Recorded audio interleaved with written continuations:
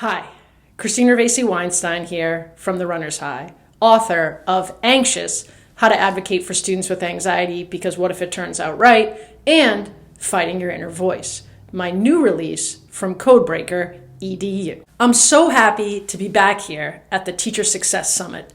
It was such an honor to talk to you last year about how to advocate for students with anxiety. If you were able to see my session, thank you so much for joining me. If you weren't, we talked about 5 strategies teachers can use to help students struggling with anxiety. Meeting your students where they are, setting small, attainable goals, asking questions, being authentic, and pressing reset. While all of these strategies are important to understand and implement with students, today I want to focus on one strategy in particular: authenticity. For those of you who don't know me, I'm a high school administrator by day and an anxiety-ridden, divorced, single mother of 2, always. While my story isn't unique, it's one that I'm not afraid to share, at least not anymore.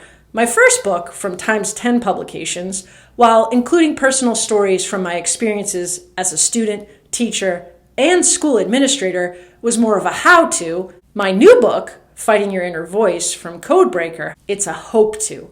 A book that really dives into the personal battles we've all fought with ourselves, the assumptions others make of us, and how we somehow manage to pull our heads above water and continue swimming. It's a book that disrupts the status quo and takes you down a path much less traveled.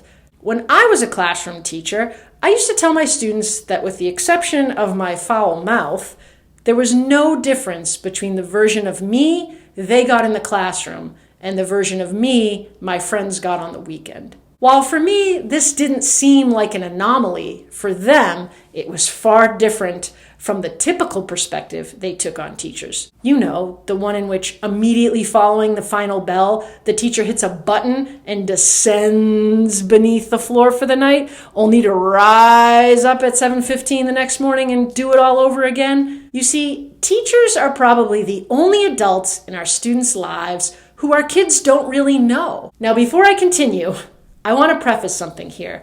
I want to acknowledge the juxtaposition for teachers between being liked and being respected.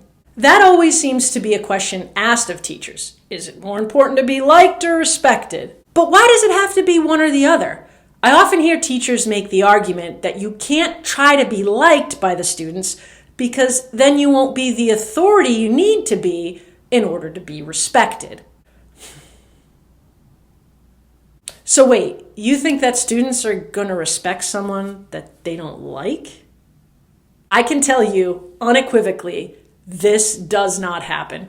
Sure, disrespect might not always translate into misbehavior, but it will translate into a lack of real engagement in learning. So why don't students really know their teachers? Why is there a divide between the humanity of each role? You might argue that students don't really know their coaches or dance instructors or doctors either. But here's the difference. If you have a coach or a dance instructor or a doctor you don't like, what do? You find a new one, right? Well, you can't do that with your teachers. If you have a teacher you don't like, you don't just get to find a new one. In fact, as a school administrator, I'm constantly reminding my students and parents that teacher shopping is not allowed. No school could sustain such a practice. Classroom sizes would be unbalanced, certain programs might not be sustainable, and unions could easily get involved. So if our students aren't allowed to self-advocate for change, then where is that change going to come from? Because clearly schools aren't perfect. There are always going to be ineffective teachers. Well, change needs to come directly from the source, from the teachers themselves. Teachers need to start seeing their work as an extension of the person they are out of the classroom, rather than an alternative persona they put on in the morning and take off in the afternoon. Because let's face it, if that's how they're approaching it, not all teachers' alter egos are superheroes. Too many of them are villains. So how can we get teachers to change? How can we encourage teachers that the most important thing they can do for their students is to be true to themselves? Or in other words, be authentic. Well, it starts with us, the school leaders. If we're not authentic, then how can we expect our teachers to be? Step 1, lead by example. Sure, leading by example is an overused phrase. We hear it all the time, but there's a reason why we do. It's because it's simple, it's powerful, and it's how we can make true, effective, institutional change. Leaders who are robotic are going to breed teachers who are robotic. Leaders who show emotion, laugh, and smile are going to breed teachers who do the same. Authenticity is about being human, showing compassion, being empathetic. I recently asked a colleague of mine how often he sees one of our school leaders smile. He paused, thought about it for a minute, looked up at me and said, "Hardly ever." "See," I said, "don't you think that's kind of a problem?" "Yeah," he admitted with this demoralized look on his face. You see, here's the thing. If our leaders don't really seem to love what they're doing, what's going to make me love what I'm doing? Culture is a feeling. Positivity is a choice. Smiles are contagious, but so too are negative attitudes. Leaders who don't smile will connect with teachers who don't smile. And they're not the ones who will connect with our students. And that's what we need to breed, connection. So how do we do that? Step 2, do the little things. Think about the things that make you feel connected to someone. For me, it's mutual respect, shared interests, and feeling listened to. So how do we create those things in the classroom? It's simple. It starts with using the students' names. Always. Don't just greet the class when they come in. Greet the students as individuals. "Good morning, Gavin. Good to see you." "Hey, Heather. How are you today?" "Michael, so happy to see you." Feeling welcomed instantly makes you feel connected.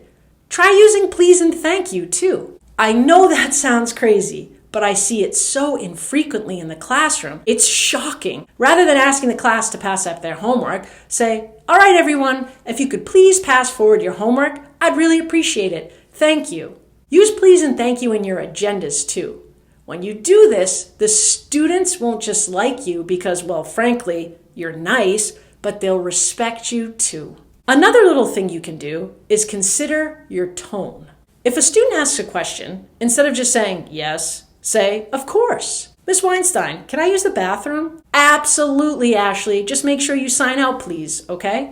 Doing the little things starts to build the foundation necessary for true connections to be made in the classroom. Think about the times in your life when you've had to go somewhere you were anxious about. Think about what instantly let your shoulders fall once you got there. For me, it's always my first interaction. If the person is happy, smiles, uses a positive tone, and says please and thank you, I feel more comfortable and more at ease. The classroom is no different. Look, I get it. They're your students and you're their teacher. But before either of those two things, you're people first.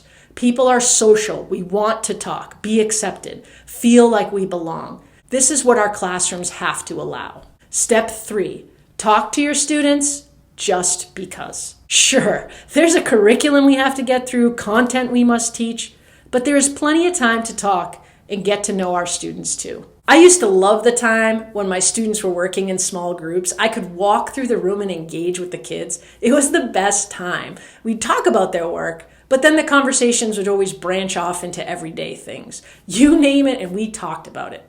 It's where I got to know my students and where they got to know me. I built connections with each and every one of them. If you're a teacher who assigns students group work and then goes and sits at your desk doing your own work, you're failing your kids. You're not a teacher kids are going to connect with. And frankly, you're not a teacher that students are going to like or respect. You can't teach from your seat. You teach from your heart.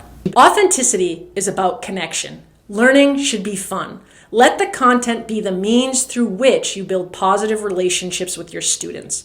Let those relationships be driven by empathy, care, and most importantly, laughter. If you can't laugh in a classroom, who the hell wants to be there? I don't. Bottom line, think about the signs you see in neighborhood cut-throughs. Drive like your kids live here. You know the signs. They're often posted to a telephone pole by a neighbor advocating for the health and safety of all the kids on the street. They're rarely put up by the town themselves. You know the signs I'm talking about. Anyway, this sign, it is exactly the approach you should take in the classroom. Teach like your kids learn here. Be the teacher you would want your kids to have. Be the stories your kids tell around the dinner table. And most importantly, prioritize the people in front of you over the curriculum in the binder. The students will thank you for it, and so too will our future. I'm Christine Ravesi-Weinstein. For more stories and strategies to support anxious students, make sure to check out my book, Anxious, from Times 10 Publications. For inspiration on fighting your own inner voice, look for my new book from Codebreaker EDU, Fighting Your Inner Voice. Don't forget to go to my website, Ravesi-Weinstein.com, for more information, and follow me on Twitter at @Ravesi-Weinstein. And don't forget, you got to get out there and take that risk, because what if it turns out right? Not what if it goes wrong. Take care.